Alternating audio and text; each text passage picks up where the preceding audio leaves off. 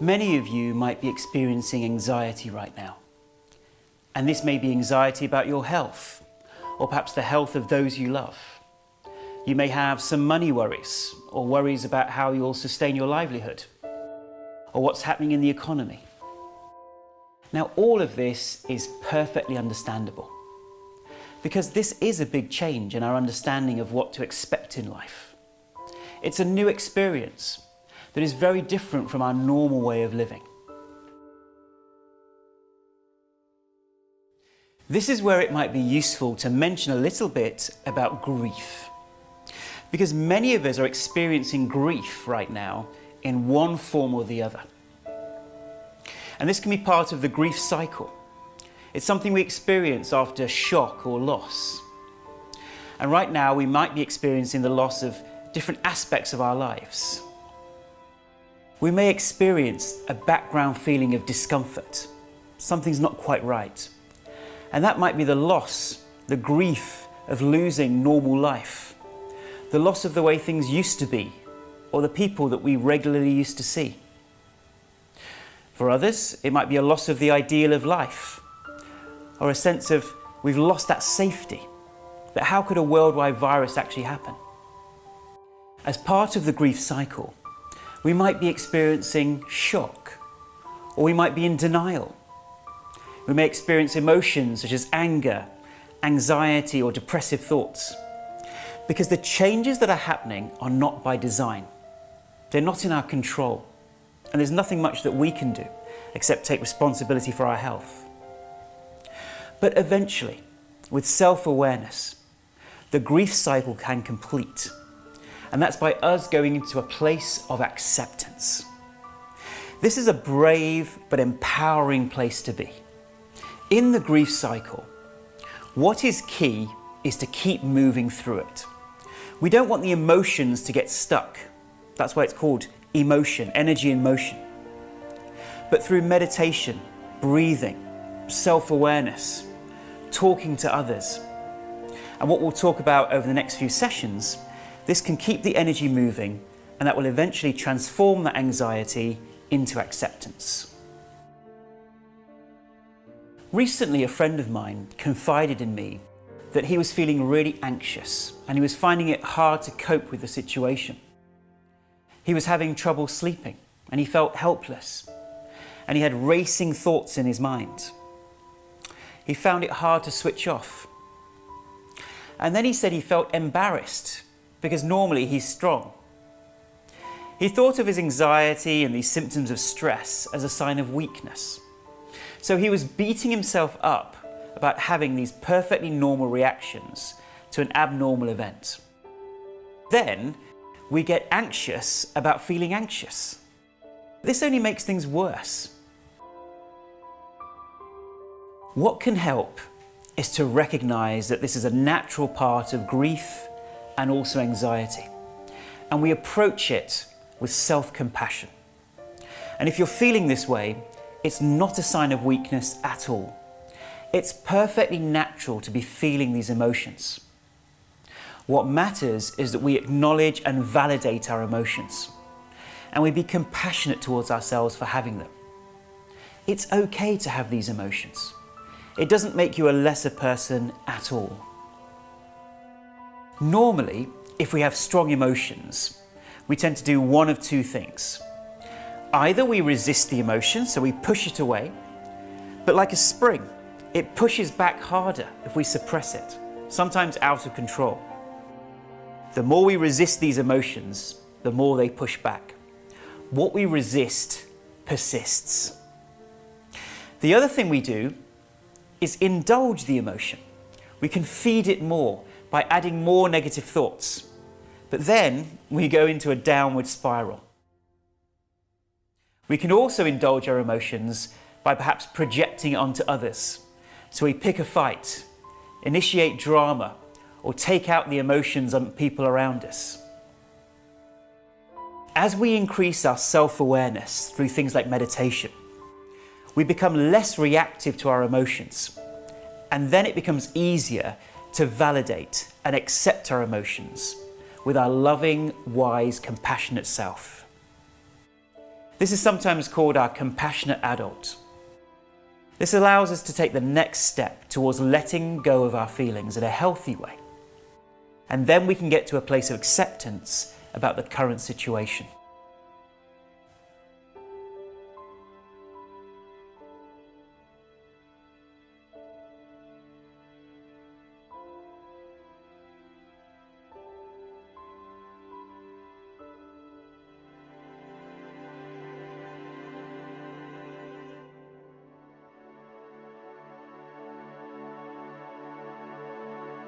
Before we go into some tools to help us let go of anxiety or worry, we need to understand what anxiety actually is. Now, stress is a short-term experience. We get stressed by somebody or stressed by an event.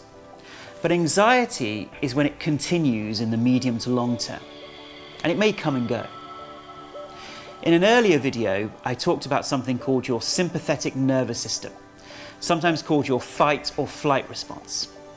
And this is what gets triggered continually when we're feeling anxious. And it's a protective response, a defense response. And that response has two main aspects: a physical response and an emotional response. Physically, your body may tense up. You might notice your heart rate going higher than normal or trouble sleeping. Emotionally, you might have racing thoughts, restlessness, trouble concentrating.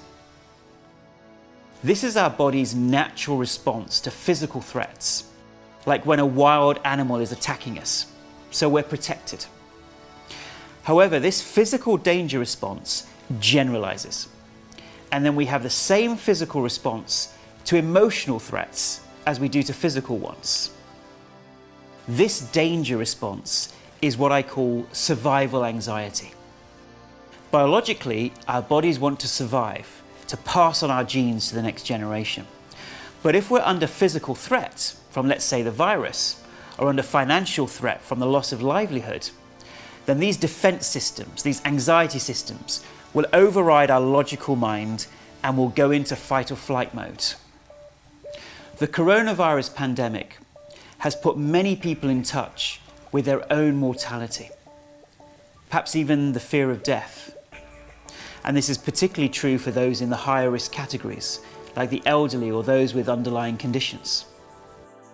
Now, normally, this protection response, this danger response, would switch off as soon as the danger eases or as soon as we put the situation into perspective. But sometimes the brain can get stuck in a loop when we're feeding those anxious thoughts, and that keeps overprotecting us in an anxious way to warn us. And in these times, we might be getting continually re-triggered when we watch the news or we see how the pandemic is affecting our daily lives. An anxious mind thinks of all the worst case scenarios, everything that could go wrong. And ironically, the mind does this as a way of minimizing risk. But by overdoing the protective response, so many anxious thoughts, it actually suppresses our immune system unnecessarily and affects our mood. So dealing with the anxiety is crucial to our mental, emotional, and physical well-being. And it's also crucial to boosting our immunity.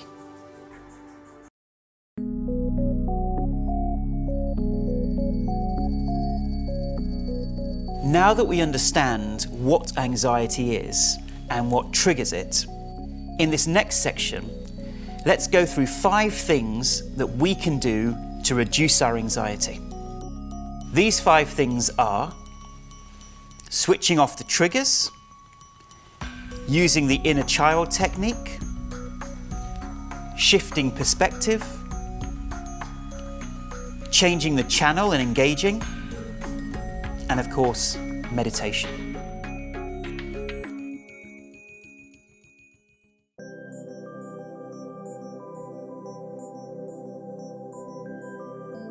The first important change is to switch off the news and other anxiety-producing triggers like stressful social media. This 24-hour news cycle that we have now doesn't allow us to reflect, to center ourselves, and take stock of the situation. So it's really important not to get caught in the drama of all of this. Yes, we're in a challenging situation, and it's important to be kept informed. But it's also important not to let the morbid curiosity of following every statistic take over us. It's our compassionate, wise, adult, loving self. That's the part that can take care of us during these times. So when you're indulging in the drama, ask yourself, is this really what I need? Or is it time to switch it all off and shift gears? I'm not suggesting that you be in denial about what's happening, or that you should suddenly become a hermit. But I'm recommending that you take charge of taking care of your own mind, your own well-being. And it's a tremendous act of self-care and self-love to moderate our temptation to watch the news. Let's treat ourselves with the same love, self-care and self-respect that we would our own child.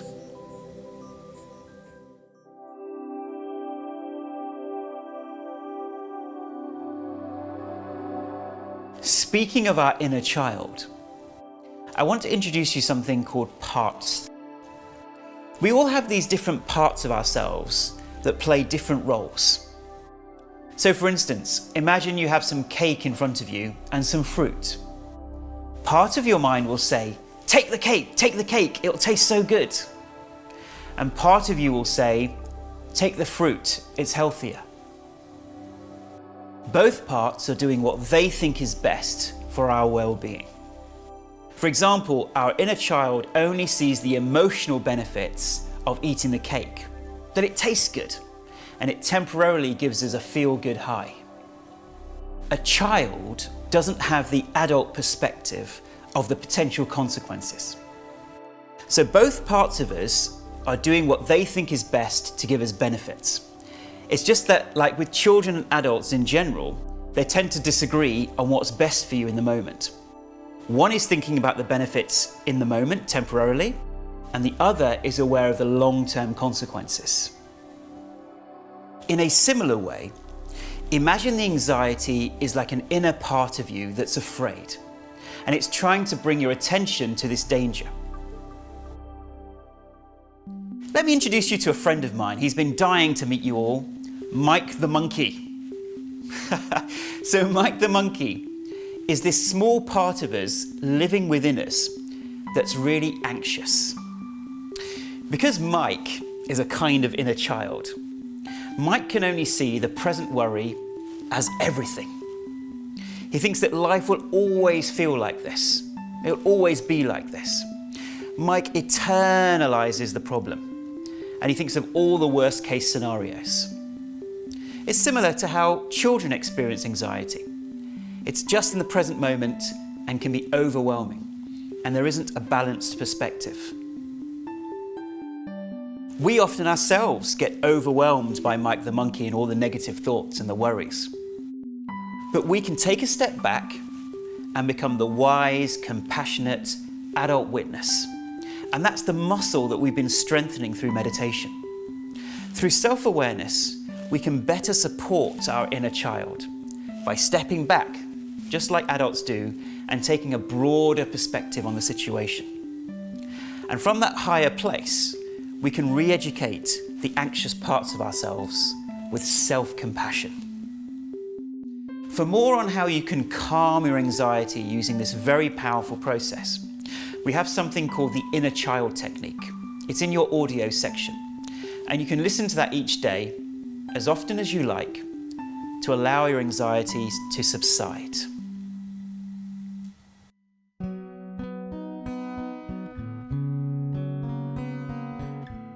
We all react differently to situations based on our past experiences, based on our beliefs, and these inform our perspectives on situations. We can reduce our anxiety by becoming more aware of these old perspectives and instead embrace new perspectives that are conducive to our mental health. This is sometimes called reframing, and this makes us more resilient because we can take a more calm, reflective, positive view on the events.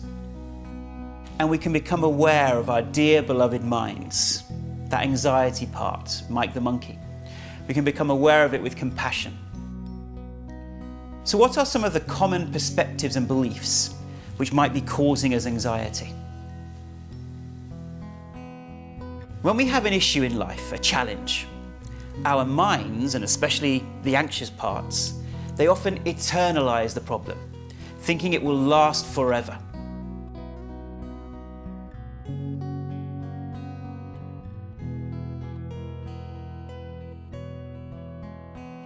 And the antidote here is to calm the mind and take a new perspective. So we might calm our anxious mind by saying, this is a temporary situation, this too will pass.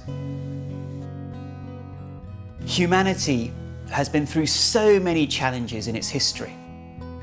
And yet through human ingenuity and pulling together, we've been always able to get through it. We don't see the world the way it is, objectively. We see it according to our filters, our sunglasses. So the mind errs on the side of caution and creates the worst case scenarios. Instead, we can remove these perspectives and recognize that our mind is overprotecting us, and take on new perspectives that help us. Sometimes we can feel overwhelmed and helpless, and those dark glasses go on again. And we often feel we won't have the resources to deal with the situation, which makes us feel a victim. But we can take these off and think about all the challenging situations that we've overcome in our lives. You got through it. So you can with this situation. So positivity is not denying the challenge, but instead saying, whatever happens, I can handle it. And now that this situation has arrived, we can look for the silver lining. For some of us, this situation has meant we have more time to perhaps go inwards and meditate. For others, it's been an opportunity to spend more time with family and friends, or perhaps take up a new hobby. For others, it's been an opportunity to take a journey of self-discovery. So what is the silver lining for you? What is the positive perspective from this situation? That can relieve our anxiety too.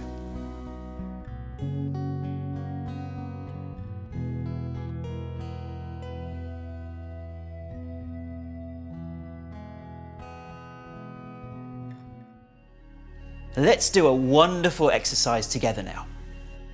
If you're experiencing some worry, some anxiety about the current situation, let's write down some of these worries or fears under each of these categories. So you can pause the video, and in your notes, on the left-hand side of your notes, please write down your old perspective or the worry that you're having. And then on the right-hand side, please write down a new empowering perspective that you can have instead. This will help relieve the anxiety. And I'd also like you to write some new perspectives down in terms of the positives that have come out of this situation for you personally and also for the human race in general.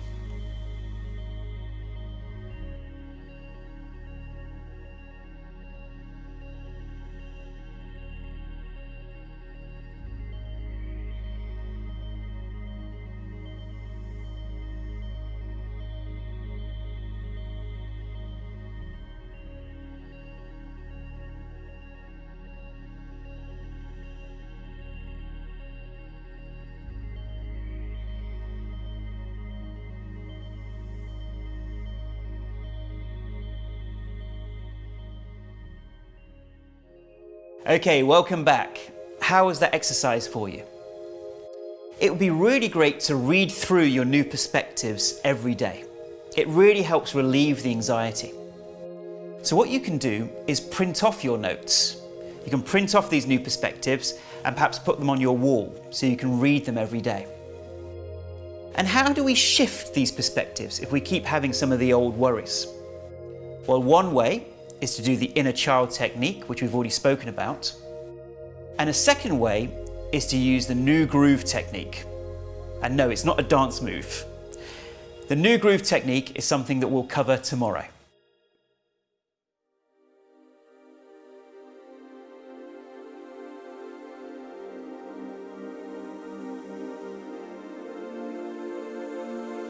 This is something that all adults have to do from time to time when taking care of children.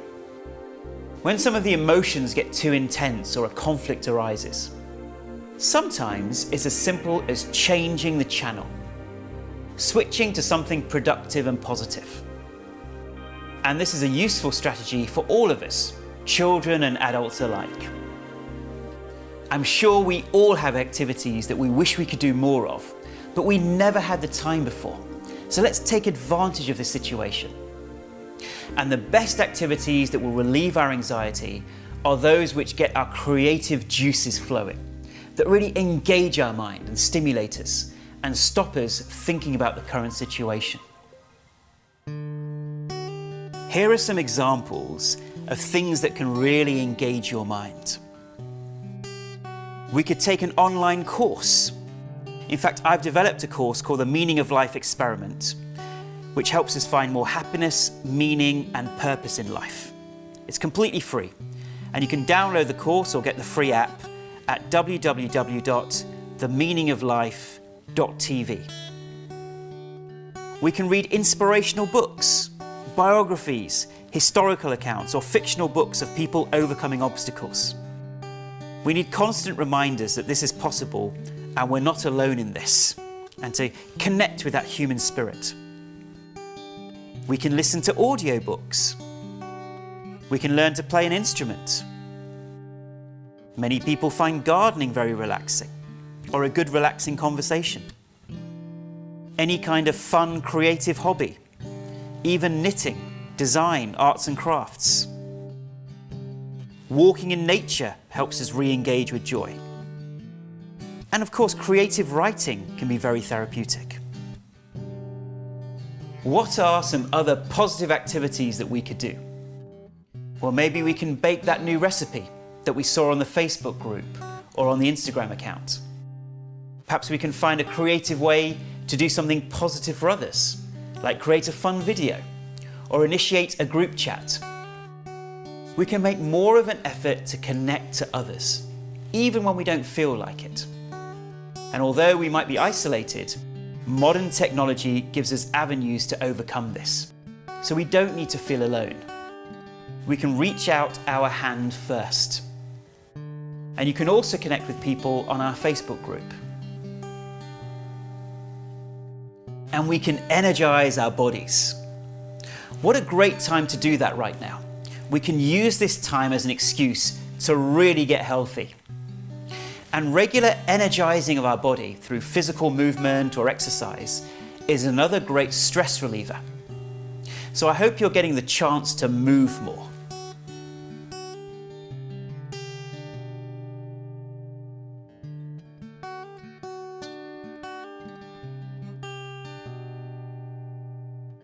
And even if you're not able to go outside, perhaps you can think of fun ways to get energized, like walking up and down the stairs to music, or running up and down the stairs, or getting into a YouTube aerobics video, or a dance class. Or you could play a game that makes you laugh till your belly hurts. Perhaps you could create an obstacle course. Anything that gets you moving.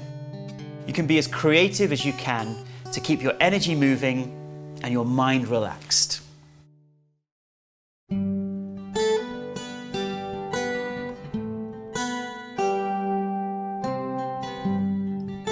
And of course, most importantly, meditation is your life jacket through the storm. And meditation can also be a powerful tool in the moment that we experience anxiety. So when anxiety comes up, you can stop what you're doing and sit and meditate. And you'll be amazed at what it does to calm the nervous system and recenter you. Although obviously, persevere with it. Our mind keeps taking us into the future, worrying about what's going to happen. But meditation brings your mind gently to the present moment. And that's where your peace and stillness lies. Just 20 minutes can transform your mood. I truly believe that if you employ this 5-point plan of action, your anxiety will reduce to more manageable levels, if not dissolve away completely. And then you'll feel more resilient, better able to take dynamic action in dealing with a situation. And finally, using these tools can gradually bring you more to a place of acceptance. And that's where the peace of mind truly lies.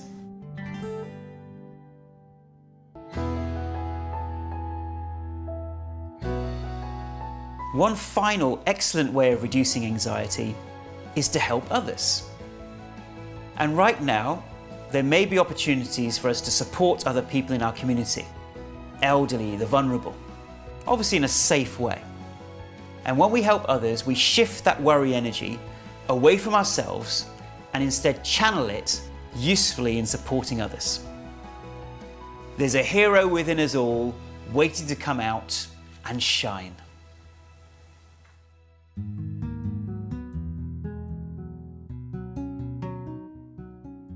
If you're feeling worried or anxious at the moment, it's perfectly normal.